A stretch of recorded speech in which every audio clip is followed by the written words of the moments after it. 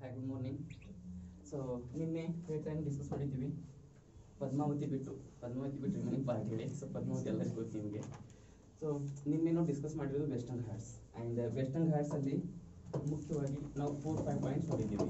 Western Ghats is most important part of the peninsular India and in peninsular India particularly it is most important part of hour south India. ದಕ್ಷಿಣ ಭಾರತದ ತುಂಬ ಮುಖ್ಯವಾದಂಥ ಭಾಗ ಇದು. ಯಾಕಂದರೆ ನೀವೇನಾದರೂ ಇವಾಗ ಹಿಮಾಲಯಾಸ್ ತಗೊಂಡ್ರೆ ಆ Himalayas mainly drained by the Himalayan rivers. ಅಲ್ಲಿ ಏನು ಅಂದರೆ there is no any problem regarding the water and that's why this region we are calling the surplus water surplus reason. Surplus ಅಂದರೆ ವಾಟರ್ ಎಷ್ಟು ಬೇಕಾಗಿತ್ತು ಅದಕ್ಕಿಂತ ಹೆಚ್ಚಿಗಿದೆ ಅವರಿಗೆ, ಏನು ತೊಂದರೆ ಇಲ್ಲ. ಆದರೆ ಇದು ನಮ್ಮ ಪೆನಿನ್ಸುಲಾ ಇದೆಯಲ್ಲ, but first what is peninsula? ತುಂಬ ಜನ ಕನ್ಫ್ಯೂಸ್. ಕೆಲವರು ಪೆನಿನ್ಸುಲಾ ಅಂದರೆ ಗೊತ್ತಿಲ್ಲ, ಕೆಲವ್ರಿಗೆ ಬೇ ಅಂದರೆ ಗೊತ್ತಿಲ್ಲ, ಕೆಲವ್ರಿಗೆ ಗಲ್ಫ್ ಅಂದರೆ ಗೊತ್ತಿಲ್ಲ, ಕೆಲವ್ರಿಗೆ ಕ್ರೀಕ್ ಅಂದರೆ ಗೊತ್ತಿಲ್ಲ. ಸೊ ಇವೆಲ್ಲ ಕೇಳಿರ್ತೀರಾ ನೀವು. ಗಲ್ಫ್ ಕೇಳಿರ್ತೀರಾ, ಲೈಕ್ ಗಲ್ಫ್ ಆಫ್ ಮನ್ನಾರ್ ಕೇಳಿರ್ತೀರಾ, ಗಲ್ಫ್ ಆಫ್ ಕಚ್ ಕೇಳಿರ್ತೀರಾ, ಗಲ್ಫ್ ಆಫ್ ಹಂಬತ್ ಕೇಳಿರ್ತೀರಾ, ಬೇ ಆಫ್ ಬೆಂಗಾಲ್ ಕೇಳಿರ್ತೀರಾ, ಸರ್ ಕ್ರೀಕ್ ಅಂತ ಕೇಳಿರ್ತೀರಾ. ಬಟ್ ಅದರ ಆಕ್ಚುಲ್ ಮೀನಿಂಗ್ ಆದ್ರೆ ಏನು? ಮತ್ತೆ ಪೆನಿನ್ಸುಲಾ ಅಂತ ಕೇಳಿರ್ತೀರಾ, ಯಾವುದು like Indian peninsula, Tibetan plateau ಅಂತ ಕೇಳಿರ್ತೀರಾ.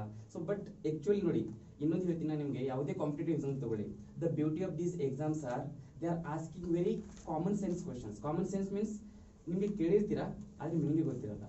ಎಷ್ಟೋ ಜನರಿಗೆ ನೋಡಿ ತುಂಬ ಸಲ ಕೇಳಿರ್ತೀವಿ, ಏನೇನೋ ಕೇಳಿರ್ತೀವಿ, ಆದರೆ ಆಕ್ಚುಲ್ ಮೀನಿಂಗ್ ಗೊತ್ತಿರಲ್ಲ. ಈಗ ಫಾರ್ ಎಕ್ಸಾಂಪಲ್ ಕಲ್ಕಟ್ಟ.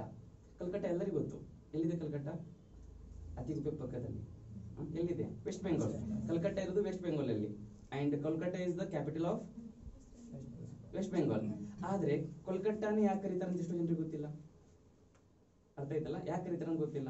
ಈಗ ಎಷ್ಟೋ ಜನರಿಗೆ ನೋಡಿ, ಕಲ್ಕಟ್ಟಾದ ಒಂದು ಮೇನ್ ತುಂಬಾ ಹೆಸರಿದ್ದಾವೆ, ಅದ್ರ ಹೆಸರು ಹಿಂದ್ಗಡೆ ಕಲ್ಕಟ್ಟ ಯಾಕೆ ಕರೀತಾರೆ? ಅದಕ್ಕೆ ಮುಂಚೆ ಕಲ್ಕಟ್ಟ ಅಂತ ಕರೀತಾ ಇದ್ರು. ಈಗ ಅದರ ಹೆಸರು ಚೇಂಜ್ ಆಗಿ ಕೋಲ್ಕತ್ತಾ ಅಂತ ಕರೀತಾರೆ ಅಷ್ಟೇ. ಇದು ಏನಾಗಿತ್ತಂದ್ರೆ during the time of 1890s ಇನ್ನು ಬ್ರಿಟಿಷರ್ಸ್ ಇಂಡಿಯಾನ ಆಳ್ತಾ ಇದ್ರು. ಆ ಟೈಮಲ್ಲಿ ಒಬ್ಬ ಬ್ರಿಟಿಷ್ ಕಮಿಷನರ್ ಆ ಕಲ್ಕತ್ತಾ ರೀಜನ್ಗೆ ವಿಸಿಟ್ ಮಾಡ್ತಾನೆ, ಬೆಂಗಾಲ್ ರೀಜ್ಗೆ ವಿಸಿಟ್ ಮಾಡ್ತಾನೆ. ಆ ಟೈಮಲ್ಲಿ ಅಲ್ಲಿ ಕಲ್ಕಟ್ಟ ಅಂತ ಕರೀತಾ ಇರ್ಲಿಲ್ಲ. ಓಕೆ, ಅದ್ರ ಹೆಸರು ಬೇರೆ ಇತ್ತು, ಅದೊಂದು ವಿಲೇಜ್ ಇತ್ತದು. ಸೊ ಅಂಡ್ ಇವನ್ ಏನ್ ಮಾಡ್ತಾ ಇದ್ದಂದ್ರೆ, so there is Hooghly river, ನಿಮ್ಗೆ ಗೊತ್ತು ಹುಗ್ಲಿ ರಿವರ್. ಹುಗ್ಲಿ ಏನಿದು? ಗಂಗಾದು ಡಿಸ್ಟ್ರಿಬ್ಯೂಟರ್ ಇದು. ಆ ನದಿ ದಡದಲ್ಲಿ ಅದಾಗ್ಲಿ ಅಥವಾ ಗಂಗಾ ರಿವರ್ ಆಗ್ಲಿ ಅಥವಾ ಬ್ರಹ್ಮಪುತ್ರ, ಅದ್ರ ಸುತ್ತಮುತ್ತ ಏರಿಯಾ ಎಲ್ಲ ತುಂಬಾ ಫರ್ಟೈಲ್ ಇರುತ್ತೆ. ಹಾಗಾಗಿ ಮೋಸ್ಟ್ಲಿ ಎಲ್ಲಾ ಕಲ್ಟಿವೇಶನ್ ಅವ್ರು ಅಲ್ಲಿ ಪ್ರಿಫರ್ ಮಾಡ್ತಾ ಇದ್ರು. ಹಾಗಾಗಿ ಅಲ್ಲಿ ಒಂದಿನ ವಿಸಿಟ್ ಕೊಡ್ತಾರೆ ಕಮಿಷನರು. ವಿಸಿಟ್ ಕೊಡುವಾಗ ಅಲ್ಲಿ ಫಾರ್ಮರ್ ಇರ್ತಾನೆ, ಆ ಹುಗ್ಲಿ ನದಿ ದಡದ ಮೇಲೆ ಫಾರ್ಮರ್ ಇರ್ತಾನೆ. ಆ ಫಾರ್ಮರ್ ಏನ್ ಕೇಳ್ತಾನೆ, ಇದು ಯಾವ ಪ್ಲೇಸ್ ಅಪ್ಪ, ಯಾವ ರೀಜನ್ ಅಂತ ಕೇಳ್ತಾನೆ ಅವನು ಇಂಗ್ಲಿಷ್ ಅಲ್ಲಿ. ನಿಮ್ಗೆ ಗೊತ್ತು ಇಂಡಿಯನ್ಸ್ ಇಲ್ಲಿ ಇಂಗ್ಲಿಷ್ ಬರಬೇಕು. ಓಕೆ, ಸೊ ಇವಾಗೇನೋ ಓಕೆ ತುಂಬಾ ಒಂಥರ ಇಂಪ್ರೂವ್ ಆಗಿದೆ. ಬಟ್ ಅವಾಗ 1947 ನಮ್ ಲಿಟ್ರಸಿ ರೇಟ್ ಇರೋದೇ 17%. ಅವಾಗ ನೀವು ಅದ್ರ ಮೇಲೆ ಅರ್ಥ ಮಾಡ್ಕೊಳ್ಳಿ ಯಾವ ರೇಂಜ್ ಇರಬೇಕು ನಮ್ದು ಇದು ಎಜುಕೇಶನ್ ಅಂತ. ಸೊ 17% ಲಿಟ್ರಸಿ ರೇಟ್ ಯಾವಾಗ? ಅದು 1947 ಅಲ್ಲಿ. And I am talking about 1890 ಅಂದ್ರೆ ಹಾರ್ಡ್ಲಿ 10% ಲಿಟ್ರಸಿ ರೇಟ್ ಇತ್ತು. ಲಿಟ್ರಸಿ ಅಂದ್ರೆ ಸಾಕ್ಷರತೆ. 90 ಜನರಲ್ಲಿ 10 ಜನ ಅಷ್ಟೇ ಕಲ್ತವ್ರು. ಅದನ್ನ ಯಾವುದು? Vernacular language. ವರ್ನಾಕ್ಯುಲರ್ ಲ್ಯಾಂಗ್ವೇಜ್ ಅಂದ್ರೆ local language, that is Kannada, like ನಮ್ದು ಎಲ್ಲ ಲೋಕಲ್ ಲ್ಯಾಂಗ್ವೇಜ್, ತಮಿಳು, ಮಲಯಾಳಂ ಆ ತರ ಇದು. ಇಂಗ್ಲಿಷ್ ಎಜುಕೇಶನ್ ಬಂದಿರುತ್ತೆ ಯಾವಾಗ? ವುಡ್ಸ್ ಡಿಸ್ಪ್ಯಾಚ್ ದಿಂದ. ವುಡ್ಸ್ ಡಿಸ್ಪ್ಯಾಚ್ ಯಾವಾಗ ಬಂದಿತ್ತು? 1854. ಸೊ 1854 ದಲ್ಲಿ ಫಸ್ಟ್ ಟೈಮ್ ವುಡ್ಸ್ ಡಿಸ್ಪ್ಯಾಚ್ ಬರುತ್ತೆ.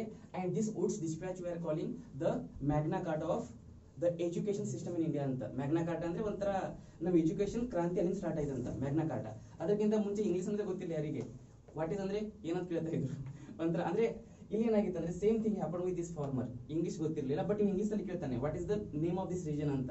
ಅವನಿಗೆ ಅನ್ಸುತ್ತೆ, ಅವನು ಜಸ್ಟ್ ರೀಸೆಂಟ್ಲಿ 2 days ಬ್ಯಾಕ್ ಅವನೇನ್ ಮಾಡಿರ್ತಾನೆ, ಗೋಧಿನ ಕಟ್ ಮಾಡಿರ್ತಾನೆ. ಗೋಧಿ ಅಂದ್ರೆ ಗೊತ್ತಾಗತ್ತಾ? ಕಟಾವು ಮಾಡಿರ್ತಾನೆ. ಅದಕ್ಕೆ ನಾವು ಹಾರ್ವೆಸ್ಟ್ ಅಂತ ಕರಿತೀವಿ ಇಂಗ್ಲಿಷ್ ಅಲ್ಲಿ, ಹಾರ್ವೆಸ್ಟಿಂಗ್.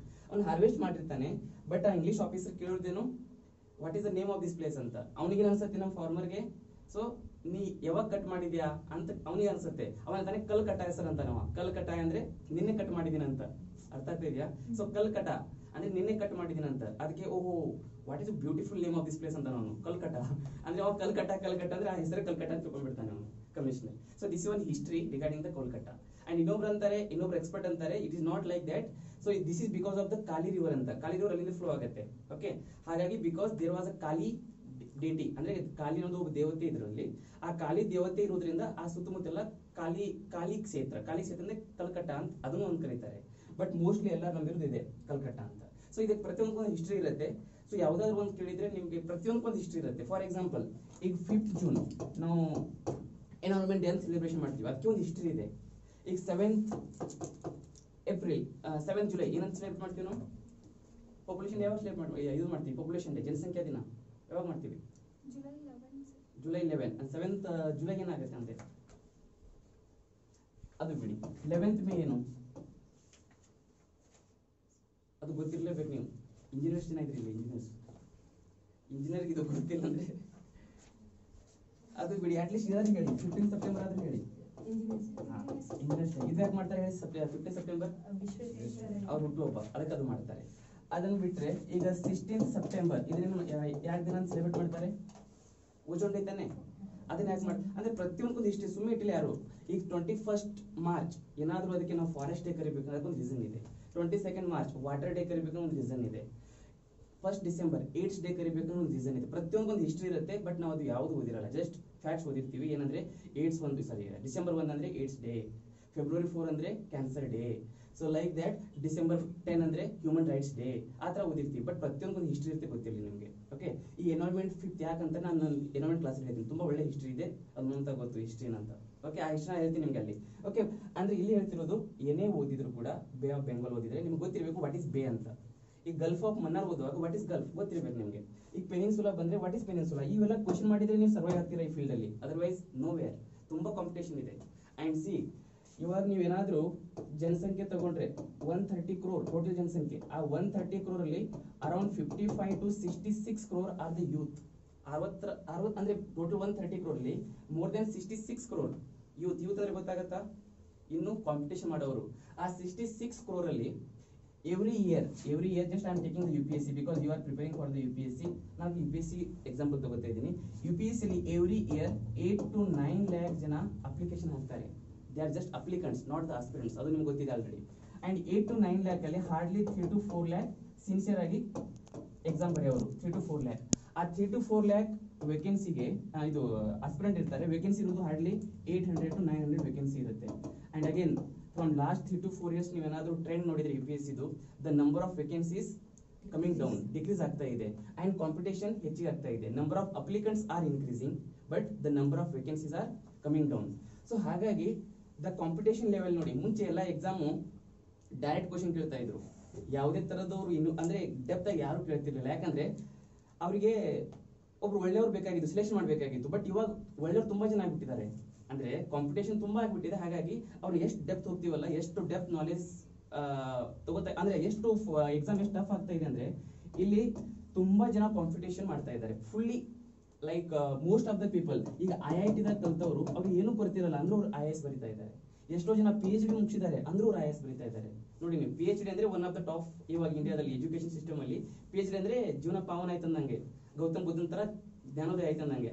ಅಂತವ್ರು ಕೂಡ IAS ಬರೀತಾ ಇದಾರೆ ಅಂದ್ರೆ ತಿಳ್ಕೊಳ್ಳಿ ನೀವು ಕಾಂಪಿಟೇಷನ್ ಯಾವ ರೇಂಜಿಗೆ ಹೋಗಿರ್ಬೋದು. ಬಟ್ ಭಯ ಪಡಬೇಡಿ. ಒಂದ್ ಹೇಳ್ತೀನಿ, ಭಯ ಯಾಕೆ ಇಂಥ ನೋಡಿದ್ರೆ ಭಯ ಬರುತ್ತೆ. ತುಂಬಾ ಜನ ಇದೆ ನಿಮ್ಗೆ ಭಯ ಪಡಿಸೋದು ಎಲ್ಲರೂ. ಬಟ್ ಒಂದ್ ಹೇಳ್ತೀನಿ, ಅವ್ರ PhD ಇರಲಿ ಅಥವಾ BA ಹೋಲ್ಡರ್ ಇರಲಿ, the beauty of this exam is if you prepare sincerely, if you know the demand of the question and demand of the exam, then definitely will clear, whether you are PhD holder or whether you are a BA graduate or any degree graduate. just ಈ ಎಕ್ಸಾಮಿಗೆ ಏನು ಬೇಕು ಅದು ಅರ್ಥ ಆಗಬೇಕು. And ಅದಕ್ಕೆ ಎಲ್ಲರೂ ಅಂತಾರೆ Delhi. But ಒಂದ್ ಹೇಳ್ತೀನಿ, ನಿಮ್ಗೆ ಗೊತ್ತಾಗಿರ್ಬೇಕು. ಬೇಕಾದ್ರೆ ಯಾವುದೇ ಕ್ಲಾಸ್ ನೋಡಿ ಯೂಟ್ಯೂಬ್ ಅಲ್ಲಿ ಎಲ್ಲ ಸಿಗ್ತಾ ನಿಮ್ಗೆ. ಇವಾಗ ಅದ್ರ ಲಾಕ್ಡೌನ್ ಅಲ್ಲಿ ಎಲ್ಲರೂ ಅಪ್ಲೋಡ್ ಮಾಡಿದ್ದಾರೆ. ವಾಜಿರಾಮ್ದವ್ರು ಅಪ್ಲೋಡ್ ಮಾಡಿದ್ದಾರೆ. That is the top most institute in India right now for UPSC training. ಆ ಕೋಚಿಂಗ್ ಕ್ಲಾಸಸ್ ನೋಡಿ ಜಾಗ್ರಫಿ. ಯಾಕಂದ್ರೆ ಜಾಗ್ರಫಿ ನಡೀತಿರೋದು ನಿಮಗೆ. ನಮ್ಮ ಕ್ಲಾಸಸ್ ನೋಡಿ ಜಾಗ್ರಫಿ. ನನ್ನ ಹೇಳ್ತಿಲ್ಲ, ನಮ್ಮ ಅಕಾಯಸ್ ಟೀಮ್ ಏನಿದೆಯಲ್ಲ ಆ ಕ್ಲಾಸಸ್ ನೋಡಿ.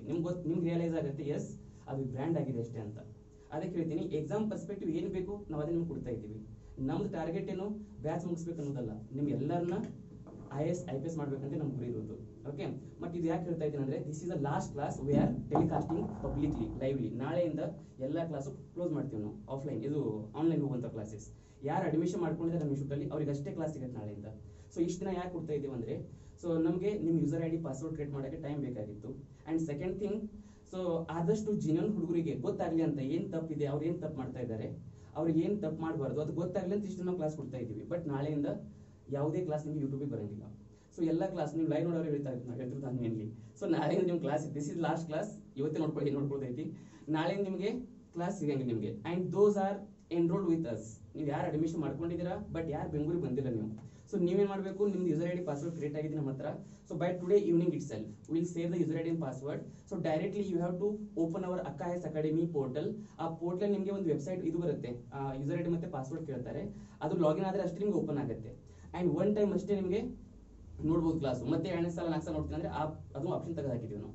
Okay, because we are so particular about our students. ಯಾಕಂದ್ರೆ ನೋಡಿ, ನಿಮ್ಮ ಇಂಡಿಯಾದಲ್ಲಿ ಇನ್ನೊಂದು ತೊಂದರೆ ಏನಂದ್ರೆ ಫ್ರೀಯಾಗಿ ಸಿಗುತ್ತೆ ಅಂದ್ರೆ ಅದಕ್ಕೆ ಬೆಲೆನೇ ಇರಂಗಿಲ್ಲ, ವ್ಯಾಲ್ಯೂನೇ ಇರಂಗಿಲ್ಲ. ನಾವು ಎಷ್ಟೇ ಕಷ್ಟಪಟ್ಟರು ಕೂಡ ಅದಕ್ಕೆ ಬೆಲೆ ಇರಂಗಿಲ್ಲ. ಬೆಲೆ ಯಾವಾಗ ಬರುತ್ತೆ ಅಂದ್ರೆ ಸ್ವಲ್ಪ ಏನಾದ್ರು ಚಾರ್ಜ್ ಮಾಡಿದ್ರೆ ಗೊತ್ತಾಗುತ್ತೆ, ಓಹೋ ಸಮಥಿಂಗ್ ಇದೆ ಅಂತ. ಅದಕ್ಕಾಗಿ ಇಷ್ಟನ್ನ ಫ್ರೀ ಕೊಟ್ಟಿವಿ, ಯಾಕೋ ನಿಮ್ಗೆ ಎಲ್ಲರಿಗೆ ಹೆಲ್ಪ್ ಆಗಲಿ ಅಂತ. ಬಟ್ ನಿಮ್ಮ ರೆಸ್ಪಾನ್ಸ್ ನೋಡಿದ್ರೆ as we are not satisfied. ಯಾಕಂದ್ರೆ ನೀವೇ ನೋಡಿ, ಪ್ರತಿಯೊಂದಕ್ಕೂ ಕೂಡ ಖರ್ಚು ಇರುತ್ತೆ, ಮೇಂಟೆನೆನ್ಸ್ ಇದ್ದೇ ಇರುತ್ತೆ. ಓಕೆ, ಜಸ್ಟ್ ಇದೊಂದು ಬೋರ್ಡ್ ಹಾಕ್ಬೇಕಂದ್ರೆ ಎಷ್ಟೋ ಖರ್ಚಾಗಿದೆ, ನಿಮ್ಗೆ ಗೊತ್ತದು, ಅದನ್ನೆಲ್ಲ ಹೇಳಕ್ ಬರಲ್ಲ, because it should not be said. Okay, so ನಾಳೆಯಿಂದ ಯಾರು ನಮ್ಮ ಸ್ಟೂಡೆಂಟ್ ಇದ್ದಾರೆ ಅಕ್ಕ ಐಎಸ್ ಅಕಾಡೆಮಿಲಿ ಅವ್ರಿಗೆ ಅಷ್ಟೇ ಕ್ಲಾಸ್ ಸಿಗುತ್ತೆ. ಮತ್ತೆ ಇವತ್ತು by evening today up to before 9 o'clock, before 9 PM will share the user ID and password so that you can access our classes. Okay, so ನೋಡಿ ಇಷ್ಟೇ ಈಸಿ ಇರುತ್ತೆ, ಬಟ್ ಸ್ಟ್ರಾಟಜಿ ಕರೆಕ್ಟ್ ಆಗಿದ್ರೆ IAS officer ಆಗ್ತೀರಾ, ಅಷ್ಟೇ ಹೇಳ್ಬೇಕಾಗಿರೋದು ನನಗೆ. Okay, ಫ್ರೀಯಾಗಿ ಸಿಗುತ್ತೆ ಅಂದ್ರೆ ಎಲ್ಲ ಲೈಟ್ಲಿ ತಗೋಬೇಡಿ, ಅದನ್ನ ನೆಗೆಟಿವ್ ಆಗಿ ತೊಗೊಳಕ್ ಹೋಗ್ಬೇಡಿ ಅಷ್ಟೇ. ಸೊ ನಿಮ್ಗೆ ಹೇಳ್ತಿದ್ದು ನಾನು ಪೆನಿನ್ಸುಲಾ ಏನಂತ. ಪೆನಿನ್ಸುಲಾ ಅಂದ್ರೆ ಇಷ್ಟೇ, ಈ ಲ್ಯಾಂಡ್ ಮಾಸ್ ಇರುತ್ತಲ್ಲ ಎಲ್ಲ ಕಡೆಯಿಂದ ವಾಟರ್ ಇಂದ ಸರೌಂಡ್ ಆಗಿರುತ್ತೆ, 3 ಭಾಗ ಕಡೆ ಸರೌಂಡ್ ಆಗಿರುತ್ತೆ ಅಂಡ್ ಒಂದ್ ಕಡೆ ಲ್ಯಾಂಡೇ ಇರುತ್ತೆ. ಮೇಲೆ ಲ್ಯಾಂಡ್ ಇದೆ, ಈ 3 ಕಡೆ ಸರೌಂಡ್ ಆಗಿರೋದು ವಾಟರ್ ದಿಂದ, ದಟ್ ಇಸ್ ಪೆನಿನ್ಸುಲಾ ಅಷ್ಟೇ, ಮತ್ತೇನಿಲ್ಲ. ಇವಾಗ ನೀವು ಬೇ ಆಫ್ ಬೆಂಗಾಲ್ ತಗೊಂಡ್ರೆ ಈ ತರ ಇದೆ ನಮ್ಮ ಬೇ ಆಫ್ ಬೆಂಗಾಲ್. ಯಾಕಂದ್ರೆ ಇಲ್ಲಿ ಬಾಂಗ್ಲಾದೇಶ ಇರುವುದು ಅಂಡ್ ಈ ಕಡೆ ಇಂಡಿಯಾ ಇರುವುದು. ಇದು ಇದೆಯಲ್ಲ ಒಂದು water body, again mainly surrounded by the land and ಇದು ವಾಟರ್ ಕಡೆ ಅದ್ರ ಇದು ಇದೆಯಲ್ಲ ಮೌತ್ ಗೊತ್ತಾಗತ್ತಾ? ಆ ಮೌತ್ ಏನಿರುತ್ತೆ ವೈಡ್ ಇರುತ್ತೆ ಮೌತ್, ಹಾಗಾಗಿ ದಟ್ ಇಸ್ ಬೇ. ಗಲ್ಫ್ ದಾಗ ಏನು, so it is also same. ಏನಾಗುತ್ತೆ ಅಂದ್ರೆ ಮೌತ್ ಸ್ವಲ್ಪ ನ್ಯಾರೋ ಇರುತ್ತೆ, again it is surrounded by the land and water ದಿಂದ ಸರೌಂಡ್ ಆಗಿರುತ್ತೆ. But some portion is very narrow, ಇಕ್ಕಟ್ಟಾದಂತ ಭಾಗ ಇರುತ್ತೆ, ಅದು ವಾಟರ್ ಕಡೆ ಓಪನ್ ಆಗಿರುತ್ತೆ. ಅದೇ ಬೇ ಆಫ್ ಬೆಂಗಾಲ್ ನೋಡಿ ಫುಲ್ ವಿಸ್ತಾರ ಆಗಿದೆ. So that is the bay of, ಅಂದ್ರೆ ಬೇ ಅಂದ್ರೆ ಏನು, same surrounded by the land but it is widerly open in the water. And gulf ತಗೊಂಡ್ರೆ again it is surrounded by the land but it is very narrowly open in the water, ಅಷ್ಟೇ bay. ಕ್ರೀಕ್ ಅಂದ್ರೆ ಅದು ಸಣ್ಣ water stream ಇರುತ್ತೆ ಅಷ್ಟೇ, ಸಣ್ಣ water stream. ಇದು ತಗೊಂಡ್ರೆ ತುಂಬಾ ಲಾರ್ಜರ್ ಇರುತ್ತೆ, ಇದಕ್ಕಿಂತ ಸಣ್ಣ ಮೌತ್ ಇರೋದು ಗಲ್ಫ್ಗಿಂತ ಸಣ್ಣದಿರೋದು ಕ್ರೀಕ್ ಅಷ್ಟೇ. ಮತ್ತೆ ಓಷಿಯನ್ ಅಂದ್ರೇನು, that is the largest water body. Ocean is the largest water body. ಈಗ ಏನಾದ್ರು ಸಣ್ಣದಂದ್ರೆ you can take a lake or some water stream, this is the smallest. ಈಗ ಸ್ಮಾಲೆಸ್ಟ್ ಇಂದ ಲಾರ್ಜೆಸ್ಟ್ ತಗೊಂಡ್ರೆ ಈಗ ಲೇಕ್ ಬಿಟ್ರೆ ರಿವರ್ ಬಿಟ್ರೆ ಸಿ ಬಿಟ್ರೆ ocean. So ocean is the largest water body and lake is the smallest water body. And ಈಗ bay Bengal, ಈಗ ಬೇ ಗಲ್ಫ್ ಮತ್ತೆ ಕ್ರೀಕ್ ತಗೊಂಡ್ರೆ bay is the largest than the gulf and gulf is largest than the creek. ಇದು ಗೊತ್ತಿದೆ, ಇಷ್ಟು ಗೊತ್ತಿದೆ ನಿಮಗೆ. ಓಕೆ, ಸೊ ಇಷ್ಟು ಗೊತ್ತಾದ್ಮೇಲೆ ನಿನ್ನೆ ನಾವೇನ್ ಹೇಳ್ತಾ ಇದ್ವಿ, ವೆಸ್ಟರ್ನ್ ಘಾಟ್ಸ್ ಬಗ್ಗೆ ಯಾಕೆ ಹೇಳ್ತಾ ಇದ್ದೇವೆ ಅಂದ್ರೆ, so this is very important part of the peninsular India and mostly ಏನು ವಾಟರ್ ಬೇಕಲ್ಲ ಈ ಪೆನಿನ್ಸುಲರ್ ಇಂಡಿಯಾಗೆ, that is coming from the rivers, those are originating in the western ghats, adu ಹೇಳಿದ್ದೀವಿ. And this western ghats is very important because this is one of the biodiversity hotspots in the world. In world we are having 36 biodiversity hotspots and in India we are having 4, and among the 4 the western ghats is one. Okay, and again we are having around 32,87,263 square kilometer area, and out of this area around 6 to 7% of the area lies in the western ghats.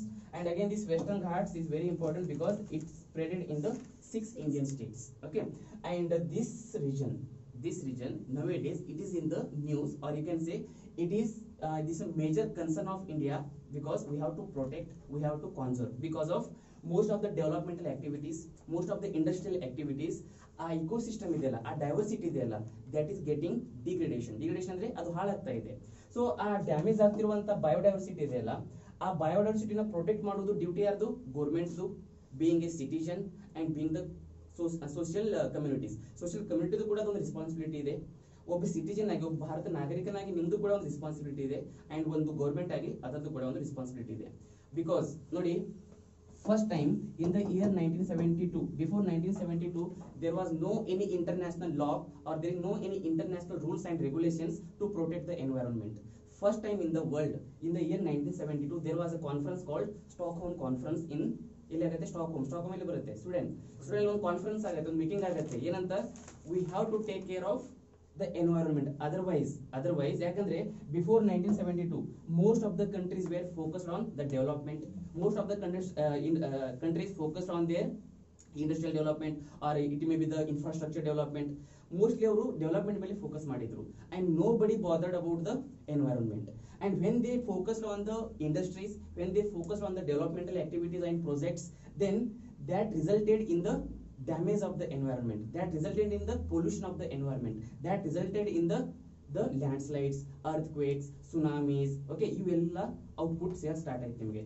ಹಾಗಾಗಿ that was the time to take care of the environment. ಎಲ್ಲರಿಗೂ ಗೊತ್ತಾಯ್ತು environment ಇಲ್ಲ ಅಂದ್ರೆ ನಾವು ಇಲ್ಲ ಅಂತ. ಯಾಕಂದ್ರೆ most of the disasters ಆಯ್ತು.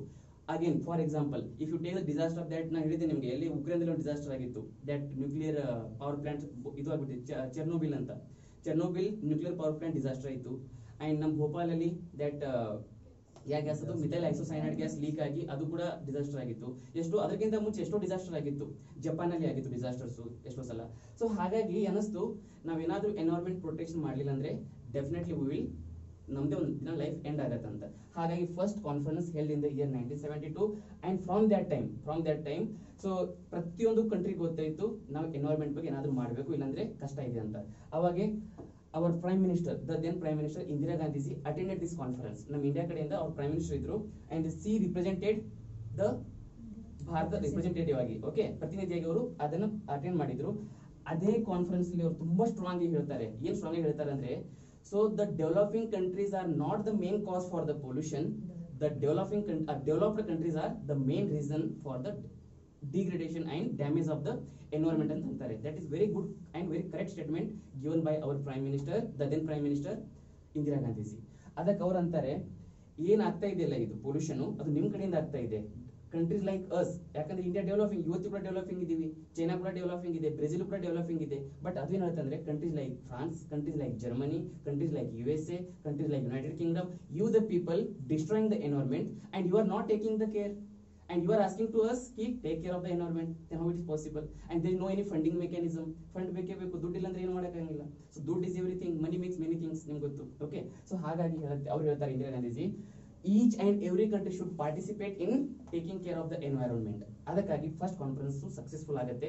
ಅದೇ ಕಾನ್ಫರೆನ್ಸ್ ಅಲ್ಲಿ ಒಂದು ಯುನೈಟೆಡ್ ನೇಷನ್ಸ್ ಎನ್ವೈರನ್ಮೆಂಟ್ ಇದು ಆಗುತ್ತೆ, ಯುನೈಟೆಡ್ ನೇಷನ್ ಎನ್ವೈರನ್ಮೆಂಟ್ ಪ್ರೋಗ್ರಾಮ್. ಇದೊಂದು ಹೊಸ ಆರ್ಗನೈಸೇಷನ್ ಸ್ಥಾಪನೆ ಮಾಡ್ತಾರೆ ಅವರು, ಯುನೈಟೆಡ್ ನೇಷನ್ ಎನ್ವೈರನ್ಮೆಂಟ್ ಪ್ರೋಗ್ರಾಮ್. ಇದಕ್ಕೆ to just conserve the environment.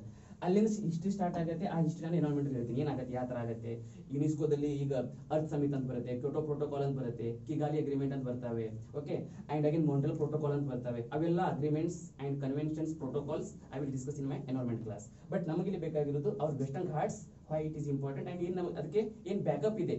Okay, so backup ಅಂದ್ರೆ ಏನು, 1971 ಫಸ್ಟ್ ಕಾನ್ಫರೆನ್ಸ್ ಆಯ್ತು. ಅದಾದ್ಮೇಲೆ 1984 ಅಲ್ಲಿ ಭೋಪಾಲ್ ಗ್ಯಾಸ್ ಟ್ರೆಜಡಿ ಆಗುತ್ತೆ, ಭೋಪಾಲ್ ಗ್ಯಾಸ್ ಡಿಸಾಸ್ಟರ್ ಆಗುತ್ತೆ. ಅವಾಗ ಅಲ್ಲಿವರೆಗೂ ಭಾರತದಲ್ಲಿ ಎನ್ವೈರನ್ಮೆಂಟ್ ಮಿನಿಸ್ಟ್ರಿನೇ ಇರಲಿಲ್ಲ. There is no any ministry to take care of the environment. ಆ ಡಿಸಾಸ್ಟರ್ ಆದ್ಮೇಲೆ ಅವಾಗ ಇಂಡಿಯಾ ಗೊತ್ತಾಗತ್ತೆ we have to create a separate ministry for environment ಅಂತೇಳಿ. ಅವಾಗ in the year 1985 first ministry create ಆಗುತ್ತೆ. ಆ ಮಿನಿಸ್ಟ್ರಿ ಹೆಸರೇನು, that is ministry of environment and forest ಅಂತ. Okay, that is very important. Again ತುಂಬಾ ಜನ ತುಂಬಾ ಮಿಸ್ಟೇಕ್ ಆಗಿ ಯೂಸ್ ಮಾಡ್ತಾರೆ ಅದನ್ನ, the ministry of environment, forest and climate change ಅಂತ ಯೂಸ್ ಮಾಡ್ತಾರೆ. ಬಟ್ ಮೀನಿಂಗ್ ಗೊತ್ತಿರಬೇಕು. ಸುಮ್ಮನೆ ಯೂಸ್ ಮಾಡಿದ್ರೆ UPSC ಕೇಳಂಗಿಲ್ಲ. ನಾವು ನಿಮ್ಮಂತವ್ರು ಕೇಳ್ಬೋದು, ಏನು ಚೆನ್ನಾಗಿ ಹೇಳ್ತಾನೆ ಹುಡುಗ ಅಂತ. But UPSC requires the result. Okay, so ನೋಡಿ ಎರಡಿದಾವೆ, ಒಂದು ministry of environment and forest and second one ministry of environment, forest and climate change. ಎರಡಿದಾವೆ ಟರ್ಮ್, ಬಟ್ ಮಿನಿಸ್ಟ್ರಿ ಇರೋದು ಒಂದೇ, ಬಟ್ ಹೆಸರು ಚೇಂಜ್ ಆಗಿದೆ. ಯಾವಾಗ ಚೇಂಜ್ ಆಗಿದೆ ಅದು ಗೊತ್ತಿರ್ಬೇಕು ನಿಮಗೆ. ಸೊ ಫಸ್ಟ್ ನೋಡಿ 1985 ಅಲ್ಲಿ we started a ministry of environment and forest ಅಷ್ಟೇ. We started a ministry of environment and forest and when the Prime Minister Narendra Modi ji came to the power, he renamed the name of Ministry of Environment Forest to the Ministry of Environment Forest and Climate Change ಅಂತ rename ಮಾಡ್ತಾರೆ. ಅದು rename ಆಗಿರೋದು ಯಾವಾಗ, 2014ರಲ್ಲಿ May ತಿಂಗಳಲ್ಲಿ ಆಗಿರೋದು. This is very very important. In the month of May 2014 ಅಲ್ಲಿ ಅದು ಏನಾಯ್ತು, the ministry of environment and forest ಇದ್ನ the ministry of environment, forest and climate change ಅಂತೇಳಿ ಹೊಸ ಮಿನಿಸ್ಟ್ರಿ ಆಯಿತು. ಮಿನಿಸ್ಟ್ರಿ ಇರೋದು ಒಂದೇ, ಬಟ್ ಒಂದು 2 ಟರ್ಮ್ ಅಷ್ಟೇ ನಾವು ಆಡ್ ಮಾಡ್ತೀವಿ ಅಷ್ಟೇ. This is not only the environment, it is climate change ಕೂಡ ಅದರಲ್ಲಿ ಬರುತ್ತಂತ. ಓಕೆ, ಸೊ ಇದು ಗೊತ್ತಿರ್ಬೇಕು ನಿಮಗೆ. ಸೊ 1985 ದಿನ ಸ್ಟಾರ್ಟ್ ಆಗಿರೋದು. ಮುಂದೆ ಏನಾಗುತ್ತೆ 1987 ಅಲ್ಲಿ 1986 ಅಲ್ಲಿ ಅವಾಗ ಗೊತ್ತಾಗುತ್ತೆ ಜಸ್ಟ್ ಒಂದು ಮಿನಿಸ್ಟ್ರಿ ಕ್ರಿಯೇಟ್ ಮಾಡಿದ್ರೆ ರಕ್ಷಣೆ ಮಾಡೋಕ್ಕಾಗಂಗಿಲ್ಲ, ಅದಕ್ಕೆ ಒಂದು ಕಾಯ್ದೆ ಲಾ ಇರ್ಬೇಕಂತ. ಅದಕ್ಕೆ ಒಂದು ಫಸ್ಟ್ ಲಾ ಬರುತ್ತೆ, that is the environment protection act ಅಂತ. So the environment protection act came in the year 1986. 1986 ದಲ್ಲಿ ಆಕ್ಟ್ ಬಂತು. ಆಕ್ಟ್ ಬಂದ್ರೆ ಅದನ್ನ ಇಂಪ್ಲಿಮೆಂಟ್ ಮಾಡ್ಬೇಕಲ್ಲ, ಅದನ್ನ ಇಂಪ್ಲಿಮೆಂಟ್ ಮಾಡ್ಬೇಕಂದ್ರೆ definitely we have to conduct the survey, we have to do some studies, case studies ಮಾಡಬೇಕಾಗತ್ತೆ. And to do the case studies and to do the survey ಮಾಡೋಗೋಸ್ಕರ ಒಂದು ಬರುತ್ತೆ the forest survey of India. ಆ department create ಆಗುತ್ತೆ. The forest survey of India department created in the year 1987 itself, and the 1987 ದಿಂದ the Indian state of forest report ಬಿಡಕ್ಕೆ start ಮಾಡ್ತಾರೆ. Indian state of forest report ಅಂದ್ರೆ ಎಷ್ಟು forest ಇದೆ, ಆ forest ಅಲ್ಲಿ ಲೈಕ್ ಡೆನ್ಸ್ ಫಾರೆಸ್ಟ್ ಎಷ್ಟಿದೆ, ಓಪನ್ ಫಾರೆಸ್ಟ್ ಎಷ್ಟಿದೆ, ಓಕೆ, ಅಂಡ್ ಅಂದ್ರೆ different types of forest, evergreen forest ಎಷ್ಟಿದೆ, ಡೆಸಿಡಿಯಸ್ ಫಾರೆಸ್ಟ್ ಎಷ್ಟಿದೆ, ಮ್ಯಾಂಗ್ರೋವ್ಸ್ ಎಷ್ಟಿದೆ, ಕೋರಲ್ ರೀಫ್ಸ್ ಎಷ್ಟಿದೆ, ಅದನ್ನೆಲ್ಲ ಸ್ಟಡಿ ಮಾಡಕ್ಕೆ ಒಂದು ಡಿಪಾರ್ಟ್ಮೆಂಟ್ ಆಯಿತು, that is forest survey of India department. And that conducted the first forest survey ಆಗುತ್ತೆ ಯಾವಾಗ 1987 ಅಲ್ಲಿ. ಆ ರಿಪೋರ್ಟ್ ಆದ್ಮೇಲೆ ಗೊತ್ತಾಗುತ್ತೆ ಇಂಡಿಯಾದಲ್ಲಿ just 18% of the total geographical area is under ಇದು ಫಾರೆಸ್ಟ್ ಅಂತೇಳಿ. ಟೋಟಲ್ ಏರಿಯಾ ಇರೋದು ಎಷ್ಟು 32, 87 to 63. ಅದರಲ್ಲಿ just 18% is under forest and remaining ಎಲ್ಲ ಅಗ್ರಿಕಲ್ಚರು ಮತ್ತೆ ಲೈಕ್ ರೋಡ್ಸ್ ಡೆವಲಪ್ಮೆಂಟ್ ಅದ್ರಾಗೆ ಇದು ಆಗಿದೆ ಅಂತ. ಅವಾಗ 1988 ಅಲ್ಲಿ ಇನ್ನೊಂದು ಇದು ಬರುತ್ತೆ ಬಿಲ್, ನ್ಯಾಷನಲ್ ಫಾರೆಸ್ಟ್ ಪಾಲಿಸಿ ಅಂತ ಬರುತ್ತೆ. ನ್ಯಾಷನಲ್ ಫಾರೆಸ್ಟ್ ಪಾಲಿಸಿ ಬರುತ್ತೆ. ಆ ನ್ಯಾಷನಲ್ ಫಾರೆಸ್ಟ್ ಪಾಲಿಸಿ ಏನ್ ಹೇಳುತ್ತಂದ್ರೆ ಈ 18% ಇದೆಯಲ್ಲ, ಇಟ್ ಶುಡ್ ಬಿ ಮಿನಿಮಮ್ 33% ಅಂತ ಹೇಳ್ತಾರೆ ಅವರು. This is very important. The national forest policy mention the minimum 33% of the total geographical area should be under forest ಅಂತ ಹೇಳ್ತಾರೆ ಅವರು. Okay, and as per this national forest policy we are trying hard to maintain 33%, but as per the recent report, that is the 2019 report, the total forest area in India is 24.56% of total geographical area is forest ಇರೋದು. and ನಮಗೆ ಎಷ್ಟು target achieve ಮಾಡಬೇಕಾಗಿದೆ 33% as per national forest policy. ಈ ತರ ನಿಮಗೆ concept ಇದ್ರೆ ಅವ್ರು ಏನೇ ಕ್ವಶನ್ ಕೇಳಿ, ಅಂಡ್ UPSC ಮೇನ್ಸ್ ಅಲ್ಲಿ if you write like this no, definitely will get a very good marks and you will be in the top 10. And definitely ನಾಳೆ interview ಕೊಡ್ತೀರಾ, ಎಲ್ಲಿಂದ ಅಂದ್ರೆ ಅಕ್ಕಾಯಸ್ ಅಕಾಡೆಮಿ ಅಂತ ಹೆಮ್ಮೆಯಿಂದ ಹೇಳ್ತೀರಾ ಅವಾಗ.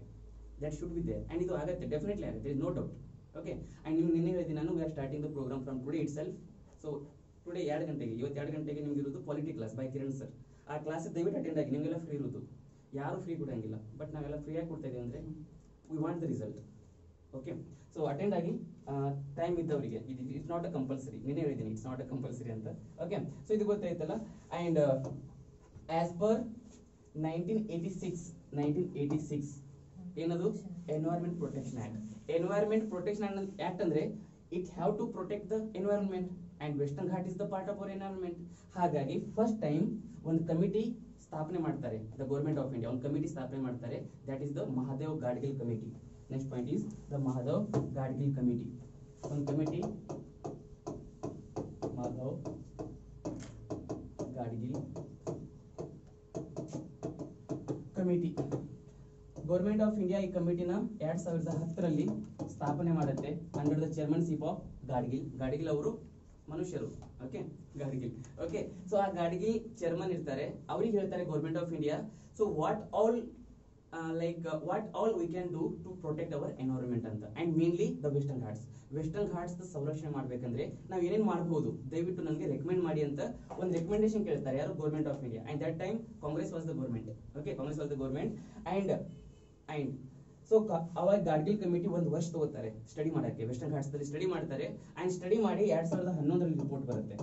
ಈ ಡಾಟಾ ತುಂಬಾ ಇಂಪಾರ್ಟೆಂಟ್, ಯಾಕಂದ್ರೆ ನಾ ಯಾಕೆ ಹೇಳ್ತಾ ಇದ್ದೀನಿ, ಅವರು ಇನ್ಸ್ಟೆಡ್ ಆಫ್ ಈಗ ಫಾರ್ ಎಕ್ಸಾಂಪಲ್ ಕ್ವಶನ್ ಹೆಂಗ್ ಬರುತ್ತಂದ್ರೆ, the Gadgil committee submitted the report in the year 2010 ಅಂತ ಬಂದ್ಬಿಡುತ್ತೆ. that is wrong statement. Gadgil committee constituted in the year 2010 but submitted the report in the year 11 ಅಲ್ಲಿ report submit ಆಗುತ್ತೆ.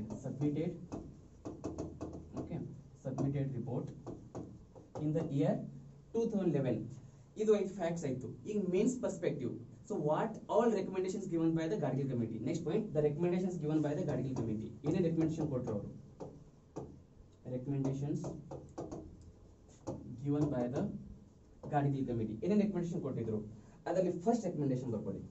First recommendation ಅವ್ರು ಏನು ಹೇಳ್ತಾರೆ ಅಂದ್ರೆ, first recommendation entire western Ghats should be declared as ecologically sensitive zone ಅಂತ ಹೇಳ್ತಾರೆ ಅವರು. ecologically sensitive zone, it is very important. ಇಲ್ಲಿ ಎಂಟೈರ್ ಅಂತಿದ್ದಾರೆ ಅವರು ನೋಡಿ, ಮುಂದೆ ಬರ್ತಾರೆ ಕಸ್ತೂರಿ ರಂಗನ್ ಅವ್ರು ಬೇರೆ ಅಂತಾರೆ, ಅದು ಬೇಡ ಇವಾಗ ಜಸ್ಟ್ ಇಷ್ಟೇ ತಿಳ್ಕೊಳ್ಳಿ. ಇವ್ರೇನಂತಾರೆ entire western ghat should be declared as ecologically sensitive zone. And entire western ghats ಅಂದ್ರೆ ಎಷ್ಟಿದೆ, 1,60,000 ತಾನೇ ಸ್ಕ್ವೇರ್ ಕಿಲೋಮೀಟರ್ ಇರುವುದು ನಮ್ಮ ಟೋಟಲ್ ವೆಸ್ಟರ್ನ್ ಘಾಟ್ಸ್. ಇದು ಬರ್ಕೊಳ್ಳಿ, entire means 1,60,000 square kilometre of the total area should be declared as ಏನಂತ ಇಕಾಲಜಿಕಲಿ ಸೆನ್ಸಿಟಿವ್ ಝೋನ್. ಆರ್ ಇದಕ್ಕೆ ನಾವು ಇಲ್ಲಿ ಝೋನ್ ಬೇಡ ಏರಿಯಾ ಅಂತ ಬರ್ಕೊಳ್ಳಿ. ಸೊ ಇಕಾಲಜಿಕಲಿ ಸೆನ್ಸಿಟಿವ್ ಏರಿಯಾ ಅಂತ ಡಿಕ್ಲೇರ್ ಮಾಡಿ ಅಂತ ಫಸ್ಟ್ ಪಾಯಿಂಟ್ ಅಂತಾರೆ. Okay, the first point said by him, the total area should be declared as ecologically sensitive area. Okay, and the next point ಏನು ಹೇಳ್ತಾರೆ ಅಂದ್ರೆ ನೋಡಿ, next point, this is point number 1. Second point, all the developmental activities ಏನು ನಡೀತಾ ಇದೆ ಎಲ್ಲ stop ಆಗಬೇಕಂತ. all developmental activities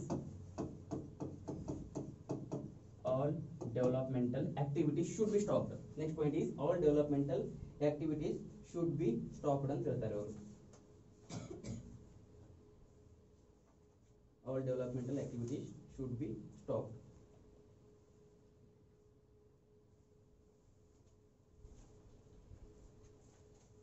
Okay, and third point ನೋಡಿ, all developmental activities ಅಂದ್ರೆ ಏನೇನು ಹೇಳಿ, mining, very good, mining, road construction, and development of thermal projects, hydroelectric projects, ಇವೆಲ್ಲ ಸ್ಟಾಪ್ ಆಗಬೇಕಂತ ಹೇಳ್ತಾನೆ. ಫಸ್ಟ್ ಮೈನಿಂಗ್ ಅಂದ್ರೆ ಗೊತ್ತಾಗತ್ತಲ್ಲ, ಏನು ಮೈನಿಂಗ್ ಅಂದ್ರೆ ಓರ್ ಆಗಲಿ ಅಥವಾ ಯಾವುದೇ ಮೆಟಲ್ ಆಗಲಿ ಯಾವುದೇ ಒಂದು ರಿಸೋರ್ಸ್ ಆಗಲಿ. So extracting the resource from the bottom of the earth, it is mining. Okay, so it can be metal or it can be ore, it can be anything, ಅಥವಾ dead body ಆದ್ರೂ ತೆಗೆದಾರೆ, that is also mining. Okay, so ನೋಡಿ, minerals and construction of the roads and construction of the thermal power plants, hydroelectric projects ಇವೆಲ್ಲ immediately stop ಆಗಬೇಕಂತ ಹೇಳ್ಬಿಡ್ತಾನೆ ಯಾರು, mister Gadgil. Okay, ಅವರಲ್ಲಿ third point ಬರ್ಕೊಳ್ಳಿ. Third point, he said that there should be bottom to top approach ಅಂತ ಹೇಳ್ತಾರೆ. bottom to top approach ಹಂಗಂದ್ರೆ ಏನು, bottom to top approach ನೋಡಿ, ಒಂದು ಟಾಪ್ ಟು ಬಾಟಮ್ ಅಂತ ಇರುತ್ತೆ, top to bottom approach, and top to bottom approach ಗೆ best example planning commission, ನಮ್ಮ ಪ್ಲಾನಿಂಗ್ ಕಮಿಷನ್ ಇತ್ತಲ್ಲ ಅದು. And bottom to top approach ಗೆ ಬೆಸ್ಟ್ ಎಕ್ಸಾಂಪಲ್ ನಮ್ದು ನೀತಿ ಆಯೋಗ. ಅದು ಏನಂತ ಹೇಳ್ತೀನಿ ನೋಡಿ, ಇವಾಗ ಪ್ಲಾನಿಂಗ್ ಕಮಿಷನ್ ಮುಂಚೆ ಹೆಂಗಿರ್ತಿತ್ತು ಅಂದ್ರೆ, ಈಗ 5 year ಪ್ಲಾನ್ಸ್ ಬರ್ತಿತ್ತು ನಿಮ್ಗೆ, ಈಗೆಲ್ಲ ಸ್ಟಾಪ್ ಆಗಿದೆ 5 year plans. So 5 year plans ಅಲ್ಲಿ ಫಾರ್ ಎಕ್ಸಾಂಪಲ್ ಈಗ rural development, next infrastructure, third agriculture. ಈ ಅಗ್ರಿಕಲ್ಚರಿಗೆ ಏನೇನು ಮಾಡಬೇಕು ಅಂದ್ರೆ ಎಷ್ಟು ದುಡ್ಡು ಕೊಡಬೇಕು ಅನ್ನೋದೆಲ್ಲ ಡಿಸೈಡ್ ಮಾಡೋರು ಯಾರು, ಸೆಂಟ್ರಲ್ ಗೌರ್ಮೆಂಟ್ ಮಾಡ್ತಿದ್ರು. ಫಾರ್ ಎಕ್ಸಾಂಪಲ್ ಇದು ಇನ್ಫ್ರಾಸ್ಟ್ರಕ್ಚರ್ ಅಂದ್ರೆ it may be road, it may be hospital, it may be education, ಇದು ಆಗ್ಬೋದು, ಬಿಲ್ಡಿಂಗ್ಸ್ ಆಗ್ಬೋದು, ಅಥವಾ ಎನಿ ವಾಟರ್ ಡ್ಯಾಮ್ ಆಗ್ಬೋದು, ರಿಸರ್ವೈರ್ ಆಗ್ಬೋದು, ಇವೆಲ್ಲ ಇನ್ಫ್ರಾಸ್ಟ್ರಕ್ಚರ್ ಬರ್ತವೆ.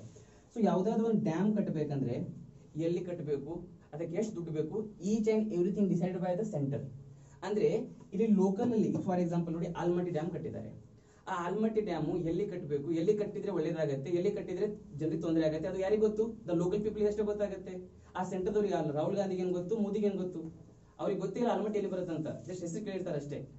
ಅಂದ್ರೆ instead of making the rules by the top government, you should listen the bottom government ಅಂತ. ಬಾಟಮ್ ದಾಗ ಯಾರಿದಾರಲ್ಲ, gram sabha, panchayat, district level, state level, ಅವ್ರನ್ನ ಕೇಳ್ಕೊಂಡು ಅವ್ರು ಏನ್ ಪ್ಲಾನ್ ರೆಡಿ ಮಾಡ್ತಾರೆ, ದ್ಯಾಟ್ ಶುಡ್ ಬಿ ಇಂಪ್ಲಿಮೆಂಟೆಡ್, ಅದು ಆಗ್ಬೇಕು. That is the bottom to top approach ಅಂತ. ಏನೇ ಪ್ಲಾನಿಂಗ್ ಇದ್ರು ಕೂಡ it should be start from the root level ಅಂದ್ರೆ ಫ್ರಮ್ ಗ್ರಾಮ ಸಭಾ, ಬಿಕಾಸ್ ಗ್ರಾಮ ಸಭಾ is the smallest unit of the government system in India. And again the question asked in the UPSC question ಕೇಳಿದ್ರೆ ಏನಂದ್ರೆ, which is the smallest unit of the government in India ಅಂತ, ಅಥವಾ which is smallest unit of the democratic part of India ಅಂತ. ಗ್ರಾಮ ಸಭಾ ಅಂತಾನೆ ಸಣ್ಣದೆಲ್ಲಕ್ಕಿಂತ ದೊಡ್ಡದು ಯಾವುದು, ಸೆಂಟ್ರಲ್ ಗೌರ್ಮೆಂಟ್. ಓಕೆ, ಸೊ ಹಾಗಾಗಿ ಟಾಪ್ ಟು ಬಾಟಮ್ ಅಂದ್ರೆ ಎಲ್ಲಾ ಪ್ಲಾನಿಂಗ್ ಮಾಡೋದು ಸೆಂಟ್ರಲ್ ಗೌರ್ಮೆಂಟ್, ಇಂಪ್ಲಿಮೆಂಟ್ ಮಾಡೋರು ಯಾರು, local people. Bottom to top ಅಂದ್ರೆ ಎಲ್ಲಾ ಪ್ಲಾನಿಂಗ್ ಇವರೇ ಪ್ರಿಪೇರ್ ಮಾಡ್ತಾರೆ, ಎಲ್ಲ ಇಂಪ್ಲಿಮೆಂಟ್ ಇವರೇ ಮಾಡ್ತಾರೆ, ಬಟ್ ಫಂಡಿಂಗ್ ಎಲ್ಲಿಂದ ಬರಬೇಕು? ಸೆಂಟ್ರಲ್ ಗೌರ್ಮೆಂಟ್ ಇಂದ. That is the bottom to top approach and it is very correctly set. Gadgil correct ಆಗಿ ಹೇಳ್ತಾರೆ, ಯಾಕಂದ್ರೆ ಆ ವೆಸ್ಟರ್ನ್ ಘಾಟ್ಸ್ ಅಲ್ಲಿ ಇರೋರಿಗೆ ಗೊತ್ತು ಅಲ್ಲಿ ಏನ್ ತೊಂದರೆ ಇದೆ ಅಂತ. ಹಾಗಾಗಿ ಅವ್ರಿಗೆ ಏನ್ ಬೇಕು ಅವ್ರು ಮಾಡ್ಕೋತಾರೆ. ಜಸ್ಟ್ ನೀವೇನ್ ಮಾಡಿ, ಫಂಡಿಂಗ್ ಮಾಡಿ ಅಂತ. Funding is your job and implementation is their job ಅಂತ. ಅರ್ಥ ಆಯ್ತಲ್ಲ ಇದು? So that is the bottom to top approach ಮಾಡ್ಬೇಕಂತ ಹೇಳ್ತಾರೆ. ಬಾಟಮ್ ಅಂದ್ರೆ it should be start from the gram sabha ಅಂತ ಹೇಳ್ತಾರೆ ನಾವು. It should start from gram ಸಭಾ ಅಪ್ ಟು ಎಷ್ಟು ಈ ತರ ಹೋಗ್ಬೇಕದು ಸೆಂಟರ್ ತನ ಹೋಗ್ಬೇಕಂತ ಅವ್ನು ಹೇಳ್ತಾನೆ.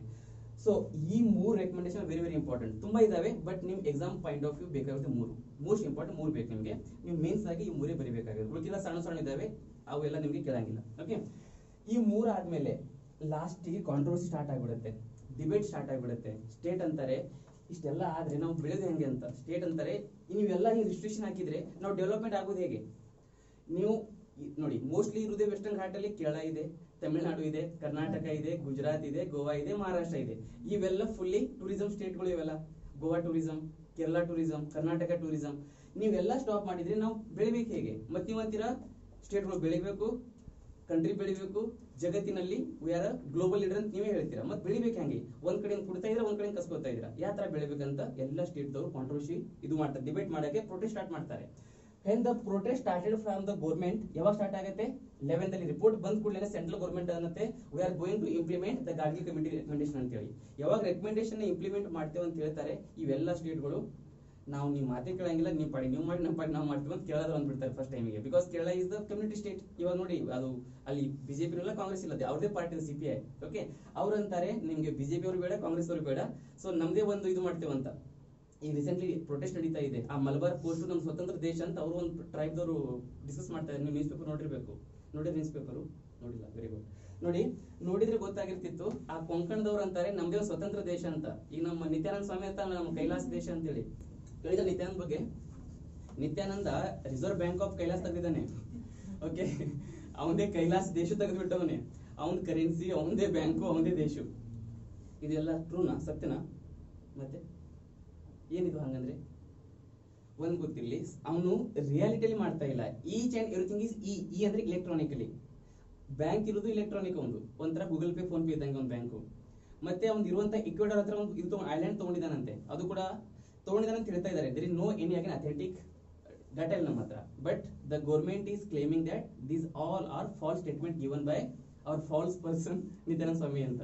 Okay, so that is different thing. Okay, ಇವಾಗ ನೋಡಿ ಏನ್ ಹೇಳ್ತಾ ಇದೆ,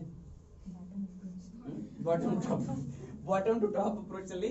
so first and foremost planning ಯಾರಿಗೆ ಕೊಡಬೇಕು? ಬಾಟಮ್ ಪೀಪಲ್ ಕೊಡಬೇಕು. ಅಂಡ್ ಫಂಡಿಂಗ್ ಯಾರು ಮಾಡಬೇಕು? ಸೆಂಟ್ರಲ್ ಗವರ್ಮೆಂಟ್ ಮಾಡ್ಬೇಕಂತ ಇವ್ರು ಹೇಳ್ತಾರೆ. ಇದಾದ್ಮೇಲೆ ಡಿಸ್ಪ್ಯೂಟ್ ಸ್ಟಾರ್ಟ್ ಆಗುತ್ತೆ. ನಾವು ಡೆವಲಪ್ ಆಗೋದು ಹೇಗೆ ಅಂತ ಕ್ವಶನ್ ಮಾರ್ಕ್ ಬರುತ್ತೆ. ಅವಾಗ ಗೌರ್ಮೆಂಟ್ ಇನ್ನೊಂದು ಕಮಿಟಿ ಎಸ್ಟಾಬ್ಲಿಷ್ ಮಾಡುತ್ತೆ. That is Kasturi Rangan committee. Next committee is Kasturi Rangan committee. Kasturi Rangan committee.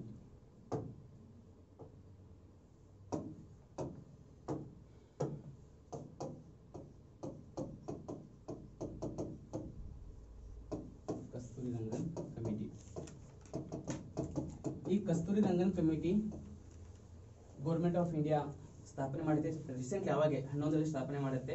ಆದ್ರೆ ಆ ಕಮಿಟಿ ರೆಕಮೆಂಡ್ ಕೊಡುತ್ತೆ. ರೆಕಮೆಂಡ್ ಕೊಟ್ಟ ಮೇಲೆ ಇದು ಮೋಸ್ಟ್ ಇಂಪಾರ್ಟೆಂಟ್. ಆ ರೆಕಮೆಂಡೇಶನ್ ಏನೇನು ರೆಕಮೆಂಡೇಶನ್ ಕೊಡ್ತು, that is very important. Write down the recommendations. Committee ಅವಾಗೆ 11 ಅಲ್ಲೇ ಬಂದಿತ್ತು ಕಮಿಟಿ. ಓಕೆ, 11 ಬಂದಿತ್ತು. ಅದೇ ವರ್ಷ ಬಂದ ರೆಕಮೆಂಡೇಶನ್ ಕೊಡ್ತು. Then from 12th onwards we started implementing the Kasturi Rangan committee. ನೀವು ಕ್ವಶನ್ ಕೇಳಬಹುದು, ವೆಸ್ಟರ್ನ್ ಘಾಟಿಗೆ ಸಂಬಂಧಪಟ್ಟಂಗೆ ಕಮಿಟೀಸ್ ಯಾವುದು ಅಂತ. ಲಾಸ್ಟ್ ಟೈಮ್ 17ರಲ್ಲಿ ಎಕ್ಸಾಮ್ UPSC ಎಕ್ಸಾಮ್ ಅಲ್ಲಿ ಡೈರೆಕ್ಟ್ ಕ್ವಶನ್ ಇತ್ತು. Kasturi Rangan committee and Gadgil committee, these are in the news. These are related to which of the following part of India ಅಂತ ಕ್ವಶನ್ ಕೇಳಿದ್ರು. ಆನ್ಸರ್ ಏನಿತ್ತು? ವೆಸ್ಟರ್ನ್ ಘಾಟ್ಸ್ ಅಂತ ಇತ್ತು. ನೀವು ನೋಡಿರ್ಬೇಕು ಕ್ವಶನ್ ಪೇಪರ್, ಡೈರೆಕ್ಟ್ ಕ್ವಶನ್ ಕೇಳಿದ್ರು.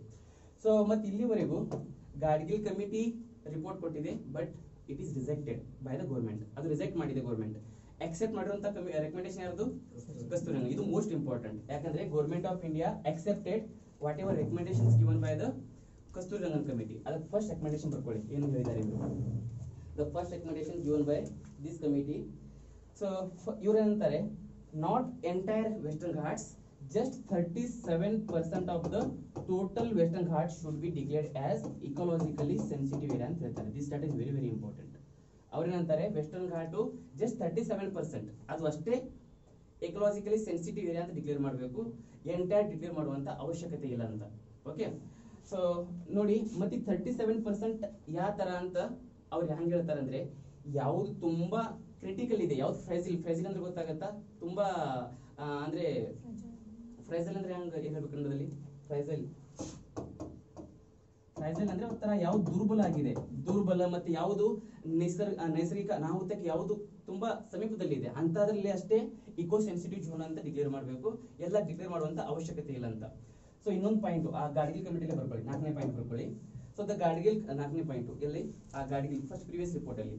So Gadgil committee divided entire western ghat into 3 zones. ಅದು most important. The entire Western Ghats divided into 3 zones, that is ecological sensitive zone 1, ecological sensitive zone 2, okay, ecological sensitive zone 2 and ecological sensitive zone 3. So these 3 zones are classified by whom? The Gadgil committee. Gadgil committee ಅವರು ಮಾಡಿದ್ರು, ಅದು 4ನೇ point ಗೊತ್ತಿಲ್ಲ. ಆದ್ರೆ ಇವರೇನಂತಾರೆ Kasturi Rangan entire western ghats declare ಮಾಡುವಂತ ಅವಶ್ಯಕತೆ ಇಲ್ಲ, ಜಸ್ಟ್ 37% ಅಂದ್ರೆ ಯಾವ ತುಂಬಾನೇ ಫ್ರೆಜಿಲ್ ಲ್ಯಾಂಡ್ ಇದೆಯಲ್ಲ ಅದು ಅಷ್ಟೇ ಮಾಡಿದ್ರೆ ಸಾಕಂತ ಇವ್ರು ಹೇಳ್ತಾರೆ. Okay, and second point and that is very important point given by the Kasturi Rangan. ಅವ್ರು ಏನಂತಾರೆ ಅಂದ್ರೆ ಕಂಪ್ಲೀಟ್ ಬ್ಯಾನ್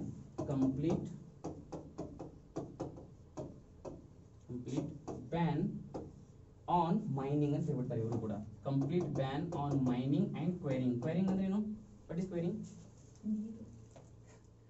ಅಂದ್ರೆ ಸೇಮ್ ಮೈನಿಂಗ್. ಕ್ವೈರಿಂಗ್ ಅಂದ್ರೆ ಇದು ಫರ್ಸಿ ಇರ್ತಾವಲ್ಲ, ಫರ್ಸಿ ಅಂದ್ರೆ ಈ ತರ ಫರ್ಸಿ ತೆಗಿತಾರಲ್ಲ, ಫರ್ಸಿ ಕಲ್ಲು ತೆಗಿತಾರಲ್ಲ ಕೆಳಗಡೆ ಅಂತ. ಕ್ವೈರಿಂಗ್ ಅಂದ್ರೆ ಕಲ್ಲು ತೆಗೆದು ಗಣಿ ಕೆಲಸ ಮಾಡ್ತಾರಲ್ಲ, ಗ್ರೈಂಡ್ ಅವೆಲ್ಲ ತೆಗೆದು. Okay, so quarrying, so mining and quarrying. Okay, mining and quarrying. So ಇದು ಫುಲ್ಲಿ ಸ್ಟಾಪ್ ಆಗ್ಬೇಕಂತ ಹೇಳ್ತಾರೆ. Complete ban on mining, quarrying and mainly sand mining ಅಂತ ಹೇಳ್ತಾರೆ ಅವರು. ಶಾಂಡ್ ಮೈನಿಂಗ್ ಫುಲ್ಲಿ ಸ್ಟಾಪ್ ಆಗಬೇಕು. Sand mining also should be stop. ಇದು second point. And third point given by the Kasturi Rangan committee is, third point,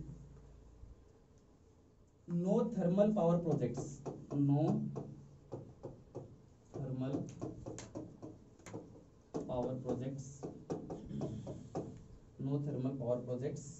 to be allowed. No thermal power project to be allowed ಅಂದ್ರೆ ಯಾವುದೇ ಪ್ರಕಾರದ thermal power project ಗೆ permission ಕೊಡಬಾರದಂತ. To be allowed. Okay, ಈಗ ಏನಾದ್ರೂ ಈಗ for example ಇವಾಗ recently ಅಂದ್ರೆ ಇವಾಗ ಇನ್ನು ಮುಂದೆ ಯಾವುದೇ ಥರ್ಮಲ್ ಪವರ್ ಪ್ಲಾಂಟ್, ಹೊಸ ಥರ್ಮಲ್ ಪವರ್ ಪ್ಲಾಂಟ್ ಹಾಕಕ್ಕೆ ಪರ್ಮಿಷನ್ ಕೊಡಬಾರ್ದು. ಈಗ ಏನಾದ್ರೂ ಆಲ್ರೆಡಿ ಥರ್ಮಲ್ ಪವರ್ ಪ್ಲಾಂಟ್ ಅಲ್ಲಿ ಇದಾವಂದ್ರೆ ಅದಕ್ಕೊಂದು ಇದು ಇರುತ್ತೆ, ಲೀಸ್ ಅಂತ ಕೊಟ್ಟಿರ್ತಾರೆ, ಇಷ್ಟು ವರ್ಷ, 5 ವರ್ಷನೋ 10 ವರ್ಷನೋ, ಅಥವಾ ಲೈಸೆನ್ಸ್ ಇರುತ್ತೆ, 10 ವರ್ಷ ಆದ್ಮೇಲೆ ನೀವು ರಿನ್ಯೂ ಮಾಡಿಸ್ಕೋಬೇಕಂತ. ಅಂದ್ರೆ ಈಗ ಏನಾದ್ರೂ ಎಕ್ಸಿಸ್ಟಿಂಗ್ ಥರ್ಮಲ್ ಪವರ್ ಪ್ಲಾಂಟ್ ಇದ್ರೆ ಅದರ ಲೈಸೆನ್ಸ್ ಡೇಟ್ ಮುಗಿದ ಮೇಲೆ ನೆಕ್ಸ್ಟ್ ರಿನ್ಯೂ ಮಾಡಬಾರ್ದಂತ. ಅರ್ಥ ಆಯ್ತಾ? There is no any renewal for the existing projects. First ಏನಂದ್ರು ಹೊಸ ಪ್ರಾಜೆಕ್ಟ್ ಗೆ ಪರ್ಮಿಷನ್ ಕೊಡಬಾರ್ದು. ಈಗ ಏನಾದ್ರೂ ಒಂದು ಪ್ರಾಜೆಕ್ಟ್ ಆಲ್ರೆಡಿ ಎಕ್ಸಿಸ್ಟ್ ಇದ್ರೆ ಸಡನ್ ಸ್ಟಾಪ್ ಮಾಡಕ್ಕಾಗಂಗಿಲ್ಲ. ಯಾಕಂದ್ರೆ ಪಾಪ ಎಷ್ಟೋ ಇನ್ವೆಸ್ಟ್ಮೆಂಟ್ ಮಾಡಿರ್ತಾರೆ, ಎಷ್ಟೋ ಎಲ್ಲ ಕಡೆ ಲೇಬರ್ ತಂದಿರ್ತಾರೆ. ಸಡನ್ಲಿ ಅಂದ್ರೆ ನೋಡಿ ಒಂದು ತುಂಬಾ ಜನ ಅನ್ಎಂಪ್ಲಾಯ್ಡ್ ಆಗಿಬಿಡ್ತಾರೆ ಅಲ್ಲಿ ಕೆಲಸ ಮಾಡುವಂತವ್ರು. ಅಂಡ್ ಸೆಕೆಂಡ್ ಥಿಂಗ್ ಏನಾಗ್ಬಿಡುತ್ತೆ, ಈಗ ಎಷ್ಟೋ ಆಲ್ರೆಡಿ ಮ್ಯಾನುಫ್ಯಾಕ್ಚರ್ ಆಗಿರುತ್ತೆ, ಅದನ್ನು ಎಕ್ಸ್ಪೋರ್ಟ್ ಮಾಡ್ಬೇಕಾಗಿರುತ್ತೆ, ಅದನ್ನು ವೇಸ್ಟ್ ಆಗಿಬಿಡುತ್ತೆ. ಅಂದ್ರೆ ಏನಂದ್ರೆ ನೀವು ಅವರಿಗೆ ಟೈಮ್ ಕೊಡ್ಬೇಕಂತ. ಎಕ್ಸಿಸ್ಟಿಂಗ್ ಪ್ರಾಜೆಕ್ಟಿಗೆ ಏನ್ ಮಾಡ್ಬೇಕು, there should be no renewal ಅಂತ. ಅವ್ರದ್ದೇನ್ ಇದು ಇದೆಯಲ್ಲ, ಆ ಲೈಸೆನ್ಸ್ ಲಾಸ್ಟ್ ಡೇಟ್ ಇದೆಯಲ್ಲ, there should be no renewal ಅಂತ ಇದು ಹೇಳ್ತಾರೆ. Yes, that is good point given by the Kasturi Rangan. And next point, the fourth point given by him. So ಯಾವ್ದಾದ್ರೂ ಒಂದು ಪ್ರಾಜೆಕ್ಟ್ ನ ಮಾಡ್ಬೇಕಂದ್ರೆ the fourth point thermal power plant ಆಗಲಿ ಅಥವಾ ಹೈಡ್ರೋ ಎಲೆಕ್ಟ್ರಿಕ್ ಪವರ್ ಪ್ಲಾಂಟ್ ಆಗಲಿ ಅದನ್ನೇ ಇಸ್ಟಾಬ್ಲಿಷ್ ಮಾಡಬಹುದು. ಎಲ್ಲಿ ಅಂದ್ರೆ ಆ 37% ಡಿಕ್ಲೇರ್ ಮಾಡಿದೇವಲ್ಲ ಅದನ್ನ ಬಿಟ್ಟು ಬೇರೆ ಜಾಗಲಿ ಮಾಡಬಹುದು ಅಂತ ಹೇಳ್ತಾನೆ ಅವನು. So thermal power plants and hydroelectric power plants can be established outside the ecological sensitive area. Ecological sensitive area ಅಂತ ಹೇಳಿದಾರೆ ಅವರು 37%. ಈ 37% ಅಲ್ಲಿ 100% ಬ್ಯಾನ್ ಆಗಿರಬೇಕು. ಅಂಡ್ ಈ 37% ಬಿಟ್ಟು outside you can establish any power plants and provided it should not disturb the ecology and ಏನು ಹೇಳ್ತೀರಾ ಬಯೋಡೈವರ್ಸಿಟಿ ಆಫ್ ವೆಸ್ಟರ್ನ್ ಘಾಟ್ಸ್. ಆ ತರ ಡಿಸ್ಟರ್ಬ್ ಆಗದ ಹಾಗೆ ನೀವೇನಾದ್ರೂ ಥರ್ಮಲ್ ಪವರ್ ಪ್ಲಾಂಟ್ ಆಗಲಿ, ರೋಡ್ ಕನ್ಸ್ಟ್ರಕ್ಷನ್ ಆಗಲಿ, you can take any activities outside the ecological sensitive area. ಅದು ಇಂಪಾರ್ಟೆಂಟ್ ಪಾಯಿಂಟ್. ಬಟ್ ಅವ್ರೇನ್ ಹೇಳಿದ್ರು ಗಾಡಿಗಿಲು ಎಲ್ಲಿನೂ ಆಗಬಾರ್ದಂತ, ಎಲ್ಲ ಕಡೆ ಬಂದ್ ಮಾಡಿ ಬದುಕುದು ಹೆಂಗೆ ಮತ್ತೆ ಅಲ್ಲಿ ಎಲ್ಲ ಟ್ರೈಬಲ್ಸ್ ಇರ್ತಾರೆ, ಅವ್ರು ಬದುಕುದು ಹೇಗೆ? It's very difficult and most of them Ghats ಇದಾವೆ. ಈಗ ಥಾಲ್ ಘಾಟ್, ಪಾಲ್ ಘಾಟ್, ಬಾಲ್ ಘಾಟ್ ಇವೆಲ್ಲ ಘಾಟ್ ಅಲ್ಲಿ ಬಂದಾದ್ರೆ ಹೋಗುದು ಹೆಂಗೆ ಮತ್ತೆ ಎಲ್ಲಿ ಹೋಗುದು ಮತ್ತೆ it's very difficult. And that's why ಅದಕ್ಕೆ ಕಾಂಟ್ರವರ್ಸಿ ಏನಾಗಿತ್ತು ಅಂದ್ರೆ ಆ ಕಮಿಟಿದು ಗಾಡ್ಗಿಲ್ ಕಮಿಟಿದು it was so environment friendly ಅಂತ ಜಸ್ಟ್ ಎನ್ವೈರನ್ಮೆಂಟ್ ಬಗ್ಗೆ ಅಷ್ಟೇ ಡಿಸ್ಕಸ್ ಮಾಡಿದ್ರು, but they totally ignored the developmental activities ಅಂತ. That is very important point. ಅದೊಂದು ಪಾಯಿಂಟ್ ಬರಬೇಕು ಗಾಡ್ಗಿಲ್ ಅಲ್ಲಿ. So it was mainly focused on just environment and totally rejected the developmental activities. ಎಲ್ಲಿ Gadgil committee ಹೇಳ್ತಿದ್ರು ನಾನು. So in Gadgil committee you have to write one important point. So ಏನಾದರೂ question ಕೇಳಿದ್ರೆ ಇದು introduction ಬರೀಬಹುದು ನೀವು. ಏನಂದ್ರೆ the Gadgil committee mainly focused on the environment conservation rather than or totally rejecting the developmental activities. That is very important point. Okay, artha agta ideyalla? So Gadgil committee totally rejected the developmental activities and mainly focused on what kind of activities? Environmental conservation activities. Adu aita, but idu most important Kasturi, because it has taken care of both the activities, conservation as well as developmental activities. That is the beauty of this Kasturirangan committee. One point barಕೊಳ್ಳಿ. Kasturirangan committee is very important because it has taken care of both developmental activities as well as environment protection activities. ಅಂದ್ರೆ ಇದು balance maintain ಮಾಡ್ತಾರೆ ಅದರಲ್ಲಿ. ಅದೇನಾಗ್ಬಿಟ್ಟಿದ್ದು ಒಂಥರ bias ಆಗ್ಬಿಟ್ಟಿತ್ತು environment ಕಡೆ. ಅಲ್ಲಿ development ಕಡೆ ಏನೋ ಅವರು ಇದನ್ನೇ ಫುಲ್ಲಿ ರಿಜೆಕ್ಟ್ ಮಾಡಿಬಿಟ್ಟಿದ್ರು. ಬಟ್ ಇವ್ರು ಹಂಗಲ್ಲ, ಡೆವಲಪ್ಮೆಂಟ್ ಎಲ್ಲಿ ಆಗಬೇಕು, outside the 37% of the area ಆಗ್ಬೇಕಂತ ಹೇಳಿದ್ರು. ಅಂಡ್ 37% ಅಲ್ಲಿ ಫುಲ್ ಸ್ಟ್ರಿಕ್ಟ್ ಆಗಿ ಇಂಪ್ಲಿಮೆಂಟ್ ಮಾಡ್ಬೇಕಂತ. ಅಂದ್ರೆ ಎರಡೂ ಮಾಡಿದ್ರಿ ಅವರು, ಕನ್ಸರ್ವೇಷನ್ ಆಗಿರ್ಬೇಕು, ಈ ಕಡೆ ಜನರಿಗೆ ಹೆಲ್ಪ್ ಆಗಿರ್ಬೇಕಂತ. That's why it's very important committee. ನೀವು ಕ್ವಶನ್ ಕೇಳಬಹುದು, why the Gadgil committee was rejected and why the Kasturirangan committee accepted. ಅವ್ರ ಮೇನ್ ಪಾಯಿಂಟ್ ಏನಾಗುತ್ತೆ, ಇದೇ ಮೇನ್ ಪಾಯಿಂಟ್ ಆಗುತ್ತೆ ಅವಾಗ. ಯಾಕಂದ್ರೆ ಅಲ್ಲಿ ಏನಾಗ್ಬಿಟ್ಟಿತ್ತು, ಬಯಾಸ್ ಆಗ್ಬಿಟ್ಟಿತ್ತು ಒಂದ್ ಕಡೆ ಎನ್ವೈರನ್ಮೆಂಟ್ ಕಡೆ. ಬಟ್ ಇದು ಹಂಗಿರ್ಲಿಲ್ಲ, ಇದು ಬ್ಯಾಲೆನ್ಸ್ ಮೇಂಟೈನ್ ಮಾಡ್ತು, ಹಾಗಾಗಿ ದಿಸ್ ಇಸ್ ಅಕ್ಸೆಪ್ಟೆಡ್ ಅಂತ. ಥರ್ಡ್ ಪಾಯಿಂಟ್, ಫಿಫ್ತ್ ಪಾಯಿಂಟ್, ಇವ್ರಂತಾರೆ before starting any project, write down, before starting any project there should be a environmental impact assessment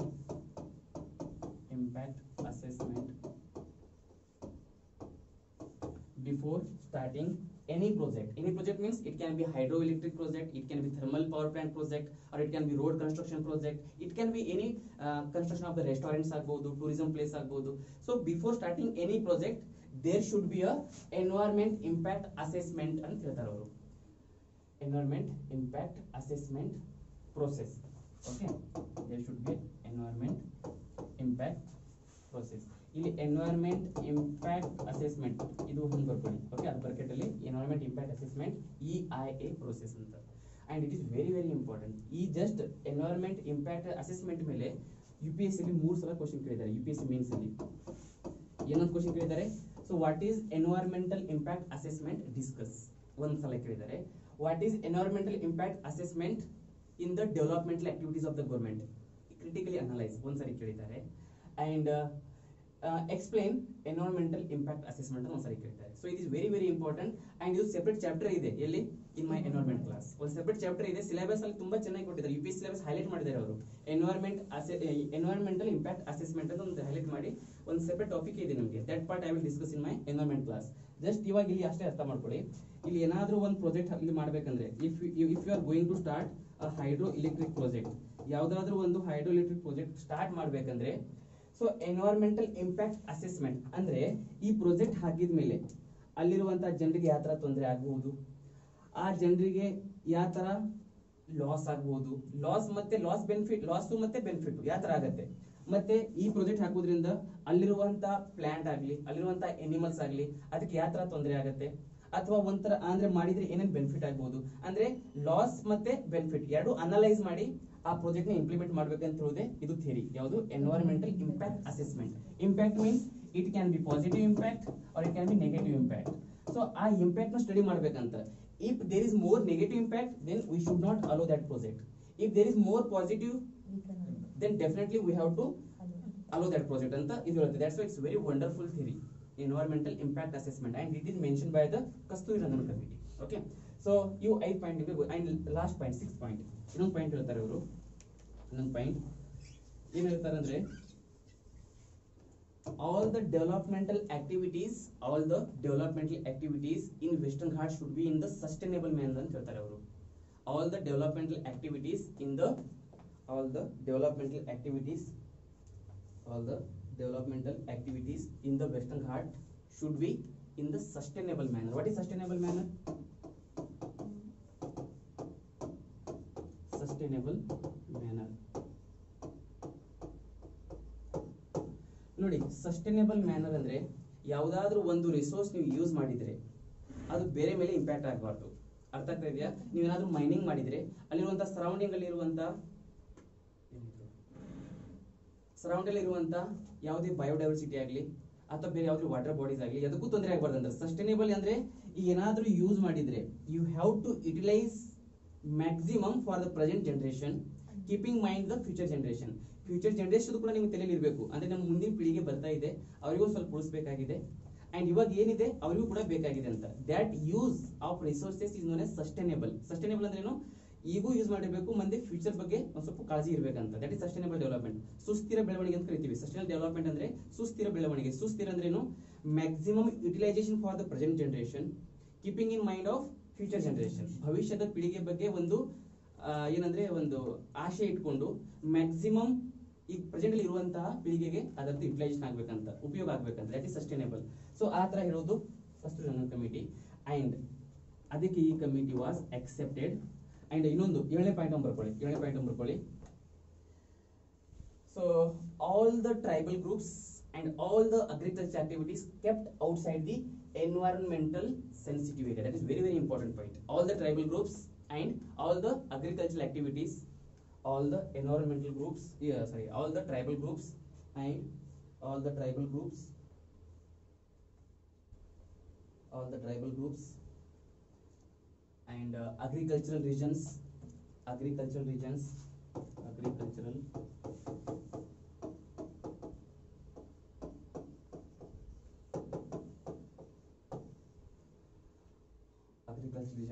kept outside the ecological sensitive area. ಇದು ಅರ್ಥ ಆಯ್ತು point ನಿಮಗೆ? ಯಾಕಂದ್ರೆ tribal groups mainly ತಾನೇ ಅವರು ಎಲ್ಲ agriculture ಮಾಡ್ತಿರ್ತಾರೆ, ಮೇನ್ಲಿ ಶಿಫ್ಟಿಂಗ್ ಕಲ್ಟಿವೇಶನ್ ಮಾಡ್ತಿರ್ತಾರೆ ಅವರು. ಈಗ ನೀವು ಅಲ್ಲಿ ಇಕಾಲಜಿಕಲ್ ಸೆನ್ಸಿಟಿವ್ ಏರಿಯಾ ಅಂತ ಡಿಕ್ಲೇರ್ ಮಾಡಿದ್ರೆ ಅವರಿಗೆ ಅಗ್ರಿಕಲ್ಚರ್ ಮಾಡಕ್ಕೆ ಆಗಂಗಿಲ್ಲ, ಸೊ ಅವ್ರು ತೊಂದರೆ ಆಗ್ಬಿಡುತ್ತೆ. ಹಾಗಾಗಿ this committee kept the tribal groups outside the ecological sensitive area ಅಂತ. ಅಂದ್ರೆ ಈ ಟ್ರೈಬಲ್ ಗ್ರೂಪ್ಸ್ ಏನ್ ಪ್ಲಾಂಟೇಶನ್ ಇರುತ್ತೆ, it may be coffee plantation, it may be tea plantation. ಈ ವೆಸ್ಟರ್ನ್ ಘಾಟ್ಸ್ ಅಂದ್ರೆ ಮೋಸ್ಟ್ಲಿ ಕಾಫಿ ಪ್ಲಾಂಟೇಶನ್. ಸೊ ಹಾಗಾಗಿ ಅಲ್ಲೆಲ್ಲ ಕಾಫಿ ಪ್ಲಾಂಟೇಶನ್ ಮಾಡೋರು ಇರ್ತಾರೆ. ಆ coffee plantation is outside the ecological sensitive area. ನೀವು ಕ್ವಶನ್ ಬರಬಹುದು, the tribal groups and the coffee plantation, tea plantation, they are the part of ecological sensitive area. That is wrong statement. The agricultural activities, whether it is the plantation of the tea, whether it is plantation of the coffee, or whether it is any activities related to the agriculture and the livelihood of tribal people, they are outside the ecological sensitive area. ಆ point ಗೊತ್ತಿರಬೇಕು ನಿಮಗೆ. Okay, ಹಾಗಾಗಿ this committee report is known as pro farmers report. This committee report is known as pro farmer. pro ಅಂದ್ರೆ ಗೊತ್ತಾಗುತ್ತಾ? ಅವ್ರ ಪರವಾಗಿ ಅಂತ, ರೈತರ ಪರವಾಗಿ. So this committee report is known as pro farmers